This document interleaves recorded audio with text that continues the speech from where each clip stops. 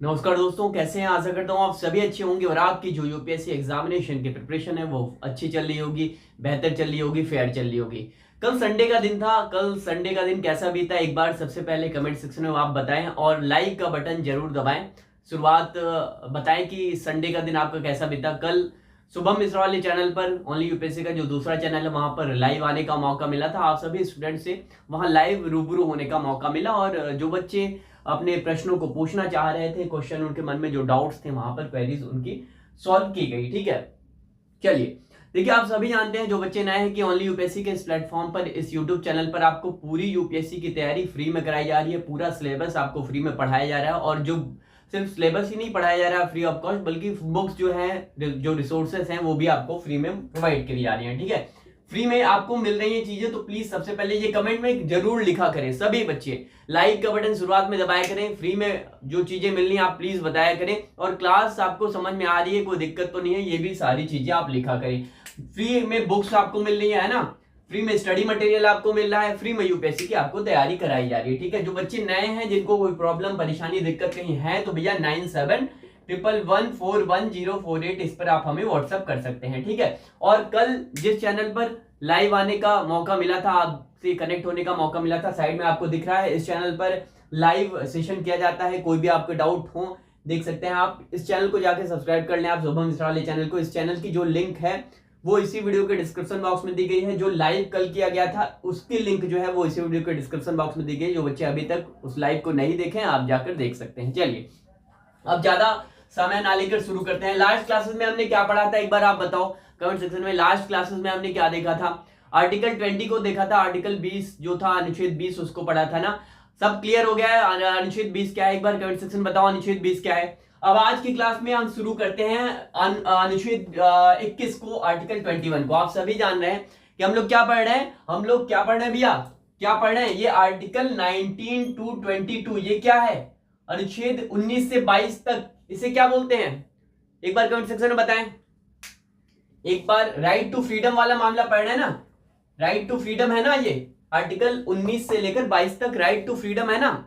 तो आज हम लोग क्या पढ़ेंगे? आज आर्टिकल 21 देखेंगे। जीवन का जो अधिकार है, राइट टू लाइफ जो है, क्या है? जीवन का अधिकार, राइट टू लाइफ, आर्टिकल 21 अनुच्छेद 21 क्या है वो देखते हैं। ठीक है, तो ये क्या है भैया, ये बहुत ज्यादा विस्तृत होते चला जा रहा है। 21 जो आर्टिकल, इसका एक्सपेंशन बहुत ज्यादा होते चला जा रहा है। ठीक है, चलिए अब शुरू करते हैं। क्या हम लोग देख रहे हैं? मूल अधिकार देख रहे हैं ना, मूल अधिकार यानी कि फंडामेंटल राइट देख रहे हैं हम लोग, FR है ना। इसी में क्या देखेंगे आज? इसी में देखेंगे आज आर्टिकल 21 अनुच्छेद 21 क्या है। किसी को मालूम है अनुच्छेद 21 क्या है? बताएं, किसी को मालूम है? कमेंट सेक्शन में बताएं, कमेंट में बताया करें आप। अगर आपसे पूछा जाए तो प्लीज आप सभी कमेंट में बताया करें कि क्या है अनुच्छेद 21। देखिए, जीवन का अधिकार क्या कहता है आर्टिकल 21? जीवन का अधिकार क्या है? ये जीवन का अधिकार देखते हैं अभी हम। जीवन का अधिकार, right to life, right to life है ना। देखिए, किसी को मालूम है राइट टू लाइफ क्या है? जीवन का अधिकार है, क्या है? देखिए, आप स्वतंत्र तरीके से अपने जीवन को जी सकते हैं, इसमें कोई दूसरा इंटरफेयर नहीं करेगा। ठीक है, कोई दूसरा दखल नहीं देगा आपकी जिंदगी में। यही क्या है? जीवन का अधिकार है। अगर साफ साफ आसान भाषा में समझने की कोशिश करें कि क्या है, व्यक्ति के जीवन और दैहिक स्वतंत्रता का मामला आता है। यहां क्या आता है? आपके व्यक्ति के जीवन एवं दैहिक स्वतंत्रता का मामला, दैहिक स्वतंत्रता का मामला क्या है? इसका मतलब मामला वही कि भैया आप अपने जीवन को, आप अपनी लाइफ को क्या है, जीने के लिए स्वतंत्र है। कोई दूसरा इसमें इंटरफेयर नहीं करेगा। बात क्लियर हो गई? कोई दूसरा इसमें इंटरफेयर नहीं करेगा।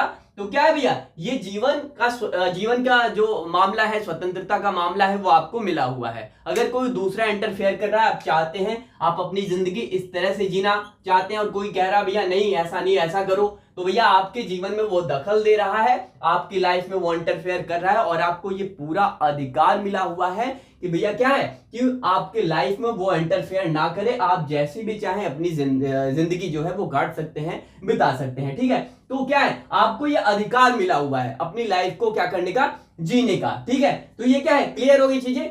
चलिए ठीक है। अब ये जीवन का अधिकार तो ये है कि भैया इसमें कोई दूसरा इंटरफेयर आपकी जिंदगी में नहीं कर सकता। आप जिस तरह से चाहें उस तरह से अपनी जिंदगी बिता सकते हैं। आपको जीवन जीने की स्वतंत्रता आपको इसमें मिली गई है।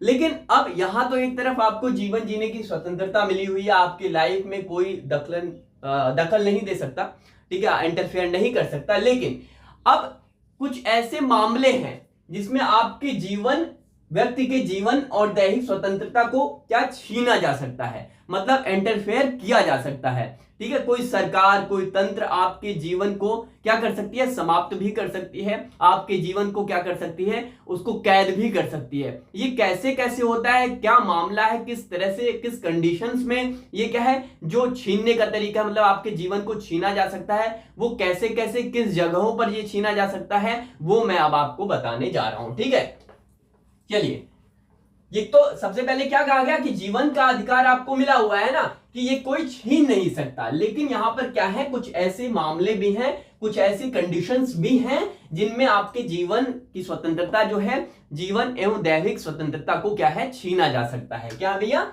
जीवन एवं दैहिक स्वतंत्रता, दैहिक स्वतंत्रता को छीनना, कैसे छीना जा सकता है, इसको कैसे सस्पेंड किया जा सकता है। ठीक है, दैहिक का मतलब होता है शरीर, ठीक है, शरीर की स्वतंत्रता है आपको, ठीक है, कहीं भी आपको पूरे, आप अपने शरीर के मालिक हैं, ठीक है, इसको कोई भी छीन नहीं सकता, जीवन एवं दैहिक स्वतंत्रता। ठीक है, देखिए ये कैसे छीना जा सकता है। देखिए, विधि द्वारा स्थापित अगर कोई प्रक्रिया है, प्रोसीजर स्टेबलाइज्ड बाय लॉ, क्या है भैया, अब इसका मतलब क्या होता है बताता हूं। विधि द्वारा स्थापित प्रक्रिया, ठीक है, प्रोसीजर स्टेबलाइज्ड बाय लॉ।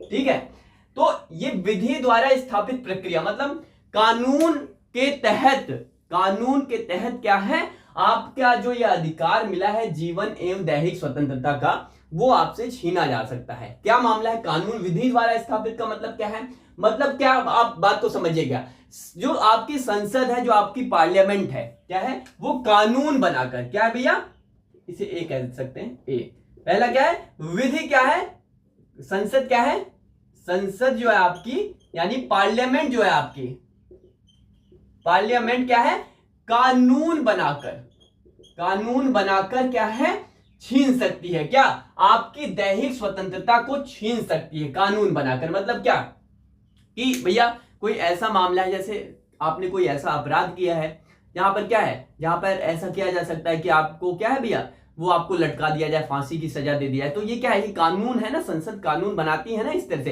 तो अगर इस तरह वाला मामला आता है तो क्या है, संसद यानी पार्लियामेंट जो है वो कानून बनाकर क्या है, छीन सकती है आपके इस अधिकार को। ठीक है, तो ये क्या है, इस तरह से ये छीना जा सकता है। अच्छा, संसद समझते हैं पार्लियामेंट जो दिल्ली में बैठती है, हाँ, दिल्ली में जो मामला चलता है ना, आप लोग लोकसभा का जो चुनाव होता है ना, राज्यसभा लोकसभा ये मिलकर संसद बनती है, या आगे हम स्ट्रक्चर को पढ़ेंगे कि संसद कैसे काम करती है, सारा चीज हम लोग यहाँ आगे देखेंगे। ठीक है, संसद आप इतना ही समझिए कि ये क्या है, संसद क्या है, कानून बनाकर क्या है, आपका ये अधिकार छीन सकती है। ठीक है, अब देखिए यहीं पर कानून बनाकर तो संसद ये छीन सकती है, लेकिन जो आपकी सुप्रीम कोर्ट है, हमारी जो सुप्रीम कोर्ट है, वो क्या है, सुप्रीम कोर्ट ये चेक करती है, क्या करती है सुप्रीम कोर्ट ये चेक करती है कि जो आपको दंड दिया गया है, आपके जीवन को अगर छीना जा रहा है, तो ये क्या है, ये विधि, ये कानून के तहत छीना जा रहा है या फिर ऐसे ही छीना जा रहा है। क्या है भैया, सुप्रीम कोर्ट का क्या काम है, सुप्रीम कोर्ट यहां क्या करती है, सुप्रीम कोर्ट ये जांच करती है, सुप्रीम कोर्ट यह जांच करती है, यह जांच मतलब ये इन्वेस्टिगेट करेगी, सुप्रीम कोर्ट जांच करती है कि क्या भैया, कि जो दैहिक जीवन एवं दैहिक स्वतंत्रता को छीना जा रहा है, वह क्या है, वैधानिक है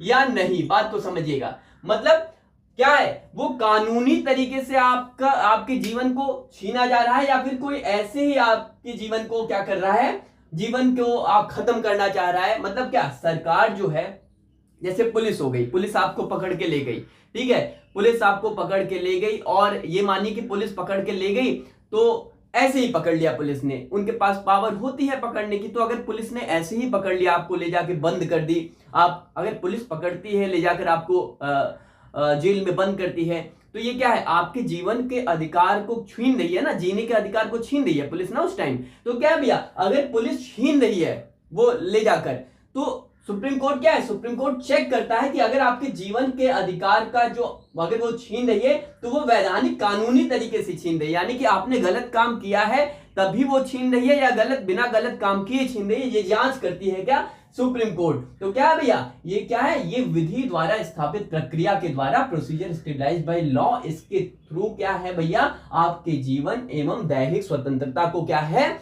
छीना जा सकता है। तो भैया क्या है, वही तीसरे पॉइंट में आप क्या कह सकते हैं, आप ये कह सकते हैं तीसरे पॉइंट में, इसको नोट डाउन कर लें आप, प्लीज इसे नोट डाउन कर लें। तीसरे पॉइंट में आप ये क्या कह सकते हैं, आप ये कह सकते हैं कि जो पुलिस है, पुलिस अगर आप पर क्या करती है, पुलिस आपको क्या करती है, डिटेन करती है, या आपको जेल में डालती है किसी प्रकार का, तो क्या है भैया, सुप्रीम कोर्ट वो क्या करता है, सुप्रीम कोर्ट ये जांच करता है कि भैया अगर आपको डिटेन किया जा रहा है, आपको बंदी बनाया जा रहा है, तो वो क्या वाकई में वो सही वैधानिक तरीके से बंदी बनाया गया है, या फिर इलीगल यानी अवैधानिक तरीके से, मतलब बिना गैर कानूनी तरीके से आपको बंदी बनाया जाता है। ये सुप्रीम कोर्ट इसकी क्या करती है, जांच करती है, इन्वेस्टिगेट करती है। क्लियर मामला, इसे नोट डाउन कर ले, ठीक है। अब इसको मैं इरेज करता हूं, मिटाता हूं, इसको नोट डाउन आपने कर लिया। चलिए अब देखिए, ये तो जीवन एवं दैहिक स्वतंत्रता का मामला है, इस तरह से छीना जा सकता है ना। मैंने बताया सुप्रीम कोर्ट क्या करती है, सुप्रीम कोर्ट ये जांच करती है, इन्वेस्टिगेट करती है कि जो छीना जा रहा आपके जीवन का मामला वो सही से या गैर कानूनी तरीके से छीना गया है, ठीक है। चलिए देखिए, इसी आर्टिकल 21, इसी अनुच्छेद 21 से जुड़ा हुआ एक फेमस मामला है, एक जो सुप्रीम कोर्ट के पास पहुंचा, और सुप्रीम कोर्ट ने एक ऐतिहासिक फैसला इस पर सुनाया, आर्टिकल 21 पर, यानी एक हिस्टोरिकल डिसीजन सुप्रीम कोर्ट ने वहां पर वर्डिक्ट फैसला सुनाया था, ठीक है। वो क्या है वो अब हम देखने जा रहे हैं। देखिए, आप लोगों ने गोपालन वाद एक केस सुना होगा, क्या नाम है भैया, गोपालन वाद, ठीक है। एक थे भैया एके गोपालन, क्या थे, एके गोपालन थे एक, ठीक है, क्या थे, एके गोपालन, एक व्यक्ति थे। व्यक्ति कहें कि भैया ये एक कम्युनिस्ट पार्टी के नेता थे। कौन से पार्टी के नेता थे, कम्युनिस्ट पार्टी के नेता थे एके गोपालन, ठीक है। इनको 1946 से लेकर 1946 से लेकर 1950 तक इनको कई बार पुलिस ने क्या किया, सरकार ने, मद्रास सरकार ने क्या किया, इनको डिटेन किया, इनको क्या किया, इनकी गिरफ्तारी करवाई लगातार, ठीक है। क्या किया, कई बार इनकी गिरफ्तारी करवाई एके गोपालन की।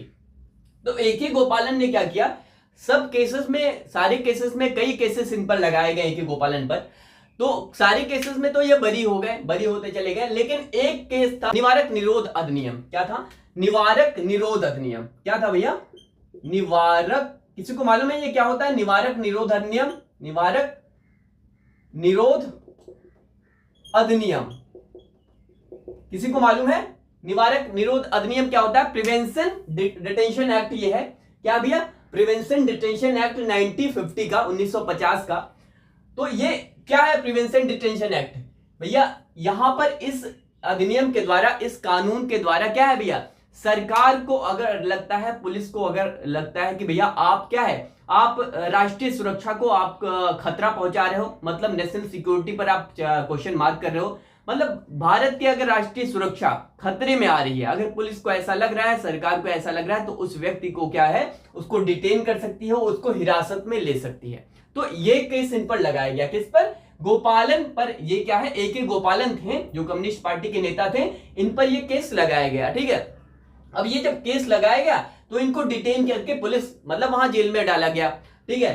तो ये क्या किया, इन्होंने क्या किया, इन्होंने आर्टिकल 32, आर्टिकल किसका, आर्टिकल 32, क्या है भैया, आर्टिकल 32, कमेंट सेक्शन में बताओ, आर्टिकल 32 का प्रयोग करते हुए, यानी क्या है आर्टिकल 32, अगर आपके मौलिक अधिकार का क्या है, हनन हो रहा है, वायलेट कहीं कोई कर रहा है आपके मौलिक अधिकार को, तो आप आर्टिकल 32 के तहत सीधा सुप्रीम कोर्ट जा सकते हैं, है ना। तो इन्होंने क्या किया, ए के गोपालन ने आर्टिकल 32 इसी का प्रयोग किया और सीधा कहां पहुंच गए, सीधा सुप्रीम कोर्ट पहुंच गए ये ए के गोपालन। और सुप्रीम कोर्ट ने कहा, सुप्रीम कोर्ट में इन्होंने एक याचिका दायर की, ठीक है, 32 के तहत क्या की, याचिका दायर की और कहा कि साहब, सुप्रीम कोर्ट से कहा कि भैया ये साहब, ये जो पुलिस है, ये जो मद्रास सरकार है, वो मेरे अधिकार का हनन कर रही है। किसके अधिकार का, आर्टिकल 21, आर्टिकल 19, ये सब का हनन कर रही है, इसको वायलेट कर रही है, ठीक है। क्यों, क्योंकि भैया बिना किसी निवारक निरोध अधिनियम के तहत इन्होंने कहा कि मैंने बिना कुछ ऐसी कोई काम भी नहीं किया, इसके बावजूद भी सरकार क्या है, मुझ पर ये कानून लगाकर मुझे क्या है, डिटेन कर रखी है, हिरासत में ले रखी है। तो ये सीधा आर्टिकल 32 के तहत सुप्रीम कोर्ट ए के गोपालन पहुंच गए। जिस केस का नाम क्या नाम से जाना जाता है, ये केस गोपालन वाद नाम से ये केस क्या है, जाना जाता है। क्लियर हो गया मामला।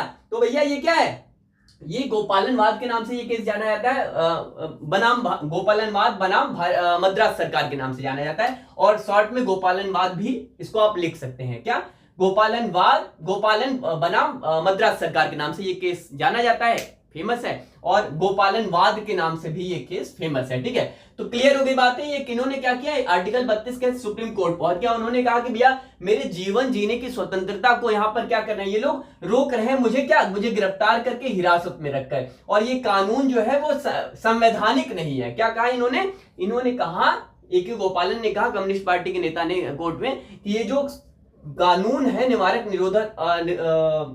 निरोध अधिनियम, ये क्या है, प्रिवेंशन डिटेंशन जो एक्ट है वो क्या है, वो लीगल नहीं है, वो कॉन्स्टिट्यूशनल नहीं है, ठीक है। ये इन्होंने चैलेंज किया इस अधिनियम को कोर्ट में।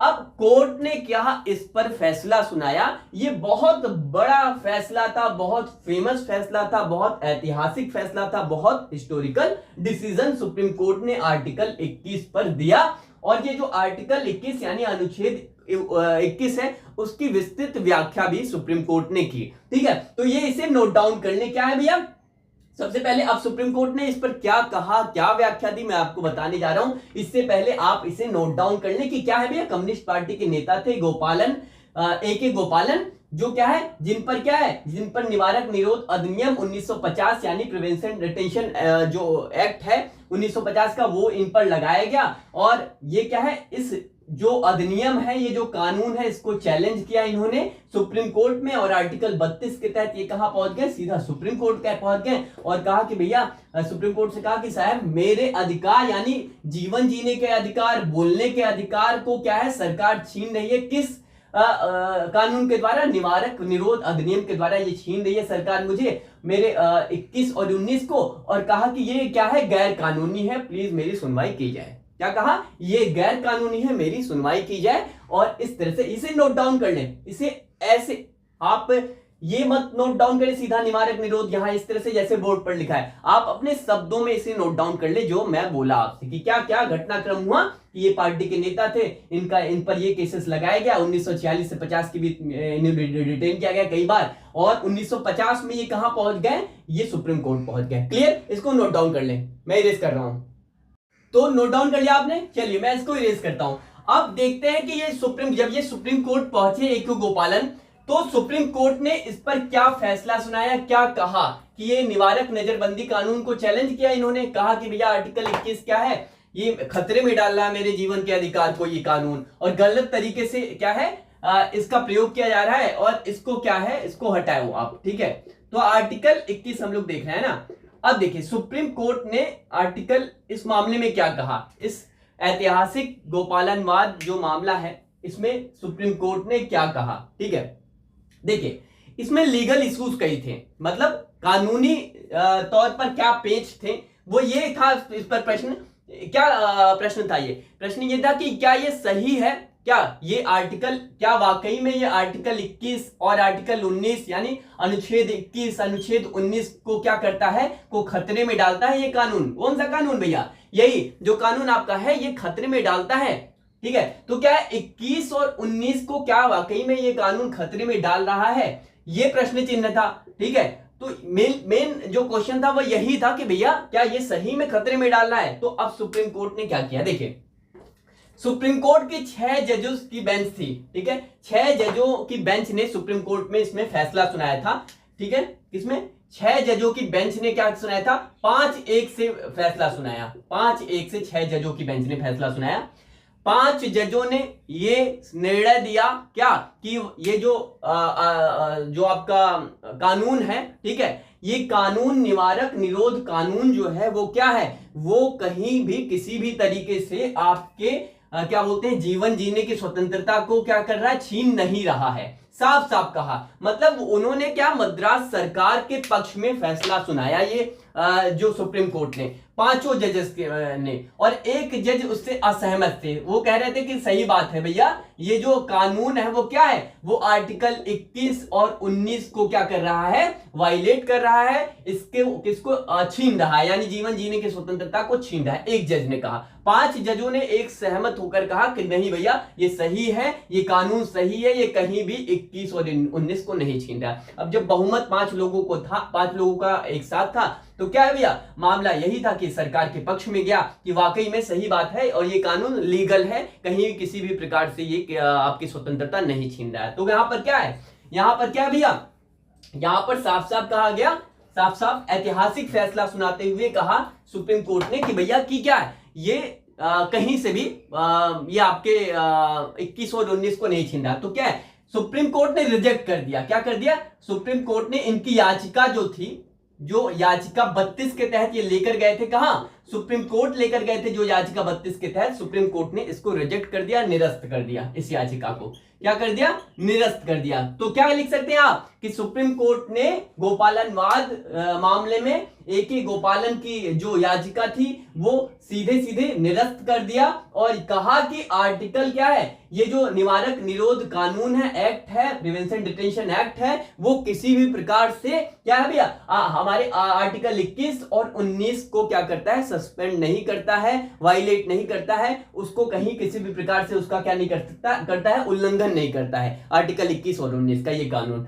तो क्या है, यहां पर सुप्रीम कोर्ट ने एक तो इस प्रकार से ये फैसला सुनाया, फेमस क्या है गोपालन वाद में, और सुप्रीम कोर्ट ने और क्या कहा, और कहा भैया कि अगर ये जो कानून है वो कानून, उस कानून के तहत अगर आपको आपका आर्टिकल 19, आर्टिकल 21 यानी जीवन जीने की स्वतंत्रता पर अगर आप कहीं फ्रीली तरीके से नहीं जी पा रहे हो तो ये वाकई में वैलिड है, ये सही है। अगर ये कानून क्या है, अगर आप नहीं जी पा रहे हो तो ये कानून सही है, सही लगाता है। आप ये नहीं कह सकते कि इस कानून के तहत मुझे अरेस्ट किया गया है और मेरे जीवन जीने की स्वतंत्रता यानी 21 का हनन हो रहा है, 19 का हनन हो रहा है, ये आप नहीं कह सकते हो। साफ क्लियर हो गई बातें। तो सुप्रीम कोर्ट ने इस पर क्या है, इस तरह से फैसला सुनाया और निवारक नजरबंदी जो कानून है, सॉरी निवारक निरोध कानून जो है, अधिनियम है, उसको क्या, उसको संवैधानिक माना। क्या संवैधानिक माना, निवारक निरोध अधिनियम को क्या माना, संवैधानिक माना। सुप्रीम कोर्ट ने क्या माना, SC मतलब सुप्रीम कोर्ट, सुप्रीम कोर्ट ने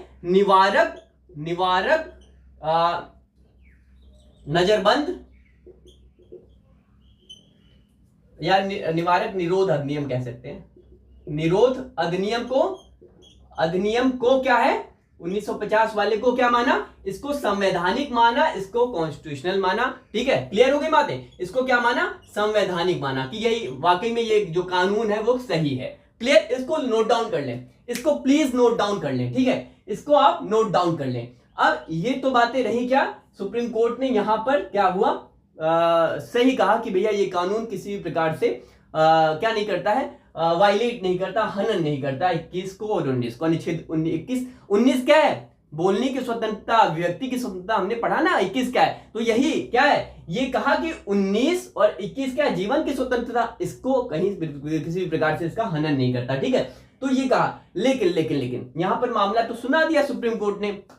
ठीक है, सुप्रीम कोर्ट ने यहां मामला 1950 में सुना दिया, लेकिन आगे एक केस आया। आगे क्या केस, एक केस आया, मेनका गांधी वाद। मेनका गांधी थी, वो सुप्रीम कोर्ट पहुंची हुई थी। मेनका गांधी जब सुप्रीम कोर्ट पहुंची इसी ऐसे ही मामले में, तो सुप्रीम कोर्ट ने ये जो फैसला यहां सुनाया गया था, इसको सुप्रीम कोर्ट ने पलट दिया बाद में 1977 में। कब, 1977 में ये फैसला पलट दिया सुप्रीम कोर्ट ने मेनका गांधीवाद में। अब ये क्या है मेनका गांधीवाद आगे हम पढ़ेंगे, लेकिन अभी के लिए बस इतना समझिए, इस केस को ये समझिए, गोपालनवाद जो केस था उसमें ये घटनाक्रम हुआ, ये ऐतिहासिक फैसला सुप्रीम कोर्ट ने सुनाया था। इसको आप नोट डाउन कर ले, जो मैंने आपको बोलकर लिखवाया है इसको नोट डाउन कर ले, आप इसको क्या कर ले, नोट डाउन कर ले। चलिए नोट डाउन कर लिया आपने। चलिए अब देखिए ये जो मामला था, ये जो केस था गोपालनवाद का, AK गोपालन का जो ये केस था, इसमें सुप्रीम कोर्ट ने क्या क्या कहा वो हम लोग एक बार सीक्वेंस में देख लेते हैं। ठीक है, सुप्रीम कोर्ट ने क्या क्या कहा एक बार हम लोग सुप्रीम कोर्ट ने क्या क्या कहा वो एक बार हम लोग ब्रीफ में देख लेते हैं। देखिए AK गोपालन बनाम मद्रास का ये मामला था, है ना, क्या था, AK गोपालन बनाम AK गोपालन बनाम किसके मामला था, बनाम मद्रास सरकार 1950, है ना, 1950 का ये मामला था। तो भैया ये जो मामला था यहां पर सुप्रीम कोर्ट क्या था, ऐतिहासिक फैसला सुनाते हुए सुप्रीम कोर्ट ने क्या कहा, ऐतिहासिक फैसला सुनाते हुए सुप्रीम कोर्ट ने क्या कहा, सुप्रीम कोर्ट ने विधि द्वारा स्थापित प्रक्रिया का क्या हुआ, समर्थन किया। क्या किया, ऐतिहासिक फैसला सुनाते हुए विधि द्वारा स्थापित प्रक्रिया का समर्थन किया। इसका क्या मतलब है, प्रक्रिया का समर्थन किया। क्या क्या और कहा इस केस में, मैं वही आपको बता रहा हूं, क्या है, समर्थन किया विधि द्वारा स्टेबलाइज्ड, जो ये कानून जो है वो जो बनाया गया है, क्या जो कानून बनाया गया है एक प्रोसेस के थ्रू, ठीक है, एक प्रोसेस, एक प्रक्रिया के, जो कानून कौन बनाता है, संसद कानून बनाती है ना, तो संसद कानून बना रही है, तो जो कानून है वो प्रोसेस से बनता है ना, जैसे लोकसभा में आता है, बिल पास होता है, फिर राज्यसभा में जाता है ना, वहां पास होता है, फिर दोनों जगह पास होने के बाद राष्ट्रपति के पास जाता है, उसकी सहमति होती है, उसके बाद वो कानून बनता है कोई बिल, है ना, उसके बाद कानून बन, तो ये प्रोसेस है ना, ये प्रक्रिया है ना। तो क्या कहा, इस जो आपका ये केस था AK गोपालन बनाम मद्रास सरकार का 1950 में, यहाँ पे सुप्रीम कोर्ट ने ऐतिहासिक फैसला सुनाते हुए कहा, क्या कहा कि भैया ये जो कानून है वो विधि द्वारा स्थापित प्रक्रिया के द्वारा ये कानून बनाया गया है, ठीक है, तो इसका समर्थन किया। किसका समर्थन किया, ये विधि द्वारा स्थापित प्रक्रिया का समर्थन किया, जो कानून बनकर आता है उसका समर्थन किया, संसद जो कानून बनाती है उसका समर्थन किया। कहा वाकई में क्या वो सही में वो कानून सही है और सही में बनाती है वो प्रोसेस के थ्रू, और इसका समर्थन करते हुए क्या कहा कि भैया जो विधि के निर्माण का अधिकार किसके पास है, कहा कि विधि के निर्माण का अधिकार जो है वो संसद के पास है। किसके पास है, यानी कानून बनाने का अधिकार, विधि के निर्माण का अधिकार किसके पास है, निर्माण का अधिकार किसके पास है, संसद के पास है, संसद के पास है, यानी पार्लियामेंट के पास है। समझ रहे बात को, सुप्रीम कोर्ट ने ये सबसे पहले कहा कि विधि के निर्माण का अधिकार भैया हमारे पास नहीं है, वो अधिकार किसके पास है, संसद के पास है, हमारी पार्लियामेंट के पास है, और हम क्या है, हम सिर्फ इसकी जांच कर सकते हैं। क्या हम क्या कर सकते हैं, हम सिर्फ इसकी न्यायपालिका जो है वो सिर्फ इसकी जांच कर सकती है, बल्कि ये नहीं न्यायपालिका जो कानून है वो नहीं बना सकती है, वो क्या कर सकती है, सिर्फ इसकी जांच कर सकती है कि ये जो कानून बनाया गया है वो कानून सही है, तार्किक है या खराब है। क्या कहा, इसे नोट डाउन कर लें, इसे प्लीज नोट डाउन कर लें। क्या कहा कि विधि के निर्माण का अधिकार संसद के पास है, और क्या कहा, और कहा भैया हम जो है, हम लोग यानी कि क्या, हम लोग जो है यानी न्यायपालिका जो है, और कहा क्या कहा सेकेंड पार्ट में, कहा न्यायपालिका को सिर्फ कानून तार्किक है या नहीं, इसकी क्या करता है, इसकी जांच कर सकती है। बात को समझिएगा, ये जो कानून बनकर निवारक निरोध वाला जो मामला है वही उसी पर बात चल रही है ना, तो उसी पर न्यायपालिका ने कहा कि वो जो मामला है, ये जो कानून है या फिर कोई भी कानून हो गया, इस कानून के संदर्भ में ये बात चल रही थी, तो कोई भी कानून हो गया, न्यायपालिका ने कहा न्यायपालिका सिर्फ कानून तार्किक है या नहीं, यानी जो कानून बनाया गया है, जो लॉ है वो लॉजिकल है या नहीं, इसकी सिर्फ क्या करता है न्यायपालिका जो सुप्रीम कोर्ट है वो इन्वेस्टिगेट कर सकता है, जांच कर सकता है या नहीं। और कानून का निर्माण का अधिकार किसके पास है? यही भैया संसद के पास है, हमारे पास नहीं है। तो क्या है, ये सब फेवर में सुना रहा था, वही जो मैंने अभी इससे पहले बताया, ये सब मद्रास सरकार के फेवर में जा रहा था ये सब मामला, जब ये इस तरह का जो डिसीजन सुप्रीम कोर्ट इसमें दे रही थी ए.के. गोपालन वाद केस में। ठीक है, तो ये क्या है, ये सब मामला ये आर्टिकल 21 में ही चल रहा था। ठीक है, और क्या है, ये सुप्रीम कोर्ट ने कहा कि भैया हम सिर्फ व्याख्या कर सकते हैं। क्या कर सकते हैं? व्याख्या कर सकते हैं कि भैया ये जो कानून है वो, मतलब कानून की व्याख्या कर सकते हैं कि ये जो कानून है इस कानून के तहत ऐसे ऐसे होता है, इसकी व्याख्या कर सकते हैं, इसको डिस्क्राइब सिर्फ कर सकते हैं, और अधिकार तो उन्हीं के पास है। ठीक है, किसके पास? संसद के पास, इसको पार्लियामेंट के पास इसका अधिकार है। ठीक है, तो ये सब इसमें कहा। और क्या कहा? और कहा कि अगर पुलिस जो है वो किसी भी प्रकार से, ये भी हम जांच कर सकते हैं, ये भी हम जांच हमारे अधिकार में आता है, सुप्रीम कोर्ट के अधिकार में, कि अगर पुलिस किसी को गिरफ्तार कर रही है, किसी को डिटेन कर रही है, तो वैधानिक तरीके से डिटेन कर, यानी कि लीगल तरीके से डिटेन कर रही है या नहीं, या कहीं अननेसेसरी तरीके से, अनावश्यक तरीके से पुलिस ने पकड़ लिया है, तो इसकी जांच हमारे दायरे में सिर्फ यही आता है कि हम उसकी जांच करें। और कानून बनाना ये संसद का काम है, पार्लियामेंट का काम है, साफ साफ कहा। और क्या कहा? ये तो मामला सुप्रीम कोर्ट ने कहा ही कहा, और एक और बहुत बड़ा ऐतिहासिक यहां पर मामला कह दिया सुप्रीम कोर्ट ने। क्या कह दिया? इसको कान खोलकर सुनिएगा। इस केस में ये बहुत बड़ा डिसीजन ए.के. गोपालन वाद में सुप्रीम कोर्ट ने कहा कि भैया ये जो इन्होंने कहा कि ये जो आर्टिकल 21 और 19 है, बात को समझिएगा, ये एक दूसरे के पूरक नहीं है। बात को समझिएगा, क्या कहा?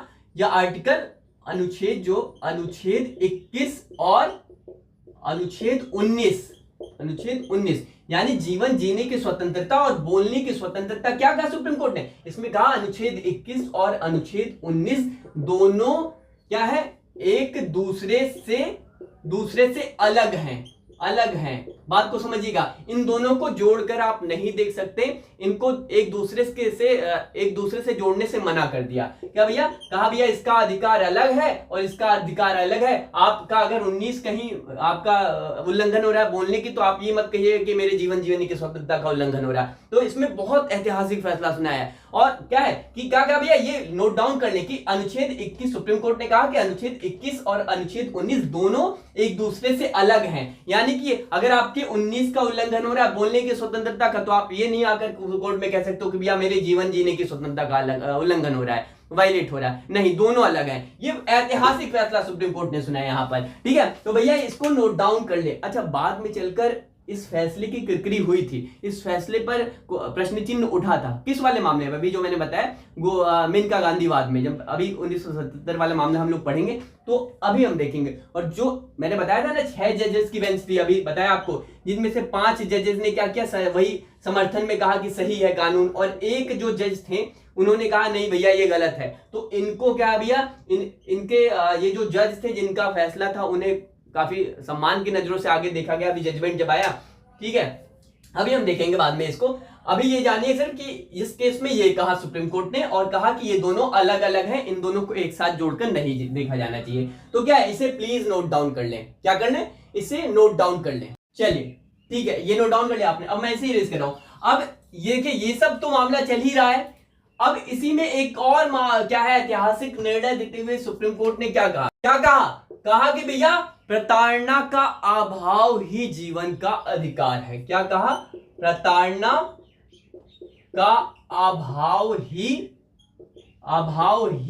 जीवन का अधिकार है, जीवन का अधिकार है। बात को समझिएगा, क्या कहा ये आप नोट करिए कि भैया कि गोपालन वाद केस में सुप्रीम कोर्ट ने फेमस जजमेंट देते हुए, फेमस ऐतिहासिक फैसला सुनाते हुए सुप्रीम कोर्ट ने इस केस में कहा कि प्रताड़ना का अभाव का मतलब क्या है कि अगर आपको किसी भी प्रकार का मतलब आपको प्रताड़ित नहीं किया जा रहा है, ठीक है, आपको किसी भी प्रकार से आपको लज्जित नहीं किया जा रहा, प्रताड़ित नहीं किया जा रहा है, तो क्या है, तो आपका सही ढंग से यही जीवन का अधिकार है। क्या कहा? यही जीवन का अधिकार है कि आप स्वतंत्र हैं, हर तरीके से प्रताड़ित नहीं किए जा रहे हैं आप। तो यही कहा। इसकी क्या है, इसकी संकीर्ण व्याख्या की सुप्रीम कोर्ट ने। क्या की? इसकी संकीर्ण व्याख्या करते हुए सुप्रीम कोर्ट ने कहा कि प्रताड़ना का अभाव ही जीवन का अधिकार है। क्लियर होगी बातें? तो ये कुछ इस तरह से जो आपका गोपालनवाद केस था, A.K. गोपालन बनाम मद्रास सरकार के जो वाला मामला था वो इस तरह से था। और आर्टिकल 21 के एक, अभी ये मानिए कि एक छोटे से पार्ट को हमने यहां पर खत्म किया। अब मेनका गांधीवाद आ जाता है। ये जो मामला है जो गोपालनवाद वाला, A.K. गोपालनवाद बनाम मद्रास सरकार का, इसी से जुड़ा हुआ मेनका गांधी वाला केस है, मेनका गांधीवाद है। जो मेनका गांधी पहुंची थी सुप्रीम कोर्ट, और वहां पर सुप्रीम कोर्ट ने इस फैसले को क्या किया, थोड़ा क्या बदल दिया। और वो जो ट्रायंगल वाला, गोल्डन ट्रायंगल आपने सुना होगा, आर्टिकल 19, आर्टिकल 14, आर्टिकल 21, ठीक है, किस तरह से गोल्डन ट्रायंगल कहा सुप्रीम कोर्ट में, अभी हम आगे डिस्कस करेंगे, ठीक है, इसी केस में, मेनका गांधी वाले केस में, ठीक है। तो आज की क्लास में हमने ये आर्टिकल 21 का थोड़ा सा एक पार्ट देखा, और आगे हम मेनका गांधीवाद का क्या देखेंगे, जो जजमेंट आया था वो देखेंगे, ठीक है, आर्टिकल 21 से जुड़ा हुआ। अब 21 देखिए, लोग अब आपके आप बुक में पढ़ते हो तो बुक में क्या थोड़ा सा पढ़ के निकल देते हो कि भैया आर्टिकल 21 क्या है, जीवन जीने की स्वतंत्रता क्या है। नहीं भैया, यूपीएससी के पॉइंट ऑफ व्यू से अगर आपको पढ़ना है तो ब्रीफ पढ़ना होगा, बिल्कुल ब्रीफ। ये सब मामले, ये सब जो जजमेंट है, ये सब जो निर्णय सुप्रीम कोर्ट ने ऐतिहासिक सुना है, इसमें आप क्या है, ये आप कोर्ट का जब भी जहां भी जरूरत पड़ती है उससे रिलेटेड क्वेश्चन आते हैं तो आपको ये लिखना पड़ता है। तो इसीलिए ये सारी चीजें बहुत ज्यादा इंपॉर्टेंट हो जाती हैं, ठीक है। अब देखिए, ये तो अब कल क्या है भैया, आगे क्लासेस में हम देखेंगे क्या, वही मेनका गांधी वाला मामला, ठीक है। मेनका गांधी वाले केस में क्या सुप्रीम कोर्ट ने सुना है, ठीक है। अब मेंस के पॉइंट ऑफ व्यू से मैं आप सभी को एक क्वेश्चन देने जा रहा हूं, ठीक है। हमने क्या खत्म किया, हमने आर्टिकल सारे पीछे अभी खत्म किए हैं, 19 को भी खत्म किया ना, जीवन जीने की स्वतंत्रता को खत्म किया। तो आर्टिकल 19 पर ही एक मेंस का क्वेश्चन है जो मैं आपको देने जा रहा हूं, ठीक है। उस पर आपको आंसर लिखना है। क्वेश्चन है कि भारतीय नागरिक, मैं लिख देता हूं, उसके बाद आप इसको क्या है, आपको इसको लिखकर आपको क्या करना है, हमको यहां पर क्या करना है भैया, हम लोगों को यहां पर आपको टेलीग्राम करना है, ओनली यूपीएससी को टेलीग्राम पर आपको क्या करना है, इस पर वो करना है, को व्हाट्सएप करना है, सॉरी टेलीग्राम पर आपको जो आंसर है आपके वो आपको भेजना है, या फिर आप हमें व्हाट्सएप पर भी भेज सकते हैं। किस पे, व्हाट्सएप पे भेज सकते हैं जो क्वेश्चन मैं आपको देने जा रहा हूं, ठीक है। व्हाट्सएप नंबर क्या है हमारा, 9711141048। इस पर आप हमें क्या कर सकते हैं, व्हाट्सएप कर सकते हैं जो क्वेश्चन मैं आपको देने जा रहा हूं। अच्छा, जो लोग ये जो आंसर है, जिन लोगों ने मतलब पिछले भी 3 क्वेश्चन पूछे गए थे आपसे मेंस के पॉइंट ऑफ व्यू से, अगर आप नहीं लिख रहे हो तो मानकर चलिए कि आपकी ये जो तैयारी है वो बेकार है, ठीक है। तैयारी आप नहीं कर रहे हो, फिर तो वो है कि आप सुन ले रहे हो चीजें और खत्म हो जा रही है बात, मामला वो नहीं, यहां पर नहीं चलेगा। और यहां पर क्या नहीं चलेगा, कहीं भी नहीं चलेगा, ठीक है। क्वेश्चन है कि भारतीय नागरिकों को भारत के पूरे क्षेत्र में, क्या है क्वेश्चन, क्वेश्चन है कि भैया भारतीय नागरिकों को भारत के पूरे क्षेत्र में, भारत के पूरे क्षेत्र में आवागमन और निवास का अधिकार है, और निवास का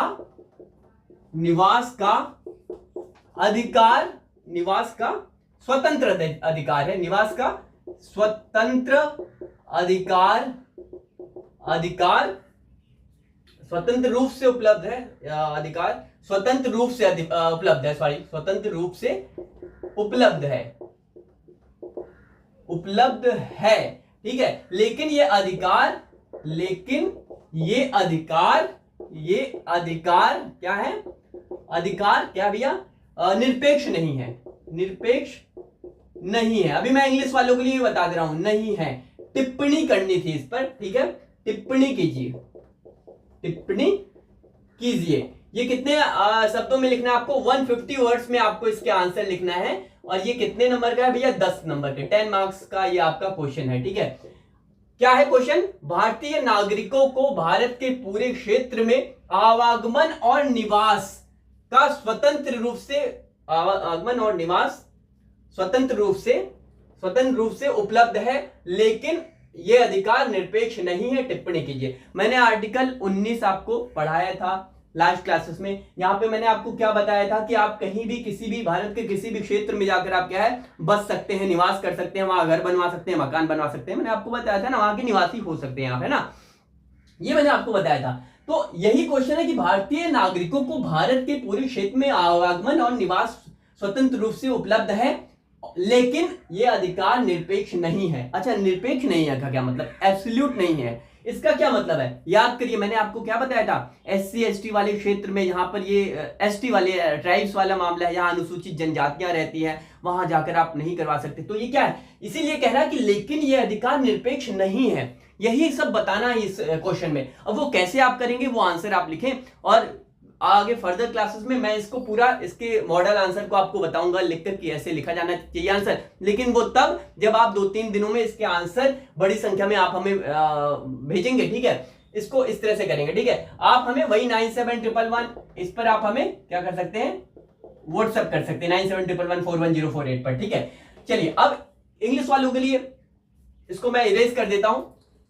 इंग्लिश वालों के लिए आप देख सकते हैं, मैं लिख देता हूं, या साइड में आपको दिख रहा है, ये देखिए, यही क्वेश्चन इंग्लिश में भी आपको साइड में दिख रहा है। Right of movement and residence throughout the territory of India are freely available to the Indian citizen, but this right are not absolute, है ना। ये जो राइट्स हैं ये वो एब्सोल्यूट नहीं है, अधिकार एब्सोल्यूट नहीं है। वो इस पर कमेंट करना है 150 वर्ड्स में, वही 10 मार्क्स का आपका ये क्वेश्चन है, ठीक है। साइड में आपको क्वेश्चन दिख रहा है, ठीक है। इसके आंसर आपको लिखना है। बाकी जो बच्चे अभी क्लासेस कर रहे हैं वो प्लीज आंसर राइटिंग करते रहे। मैं बार बार कहता हूं, ये मेंस वाला मामला है, यूपीएससी का सारा मामला मेंस ही डिसाइड करता है। प्रीलिम्स तो मात्र एक टिकट है, मेंस का आप ये समझिए एक टिकट मात्र आपको प्रोवाइड करता है, ठीक है। तो इसको आप करिए आंसर। चलिए, आज की क्लास में बस इतना ही, और चैनल को अगर सब्सक्राइब नहीं कर रखा है तो आपने चैनल को सब्सक्राइब कर लेना है। बाकी टेलीग्राम पर लिंक नीचे दी गई है, शुभम मिश्रा वाले चैनल को आप जाकर सब्सक्राइब कर लें, नीचे डिस्क्रिप्शन में इसकी लिंक दी गई है। एक बार आप डिस्क्रिप्शन जरूर देखा करें,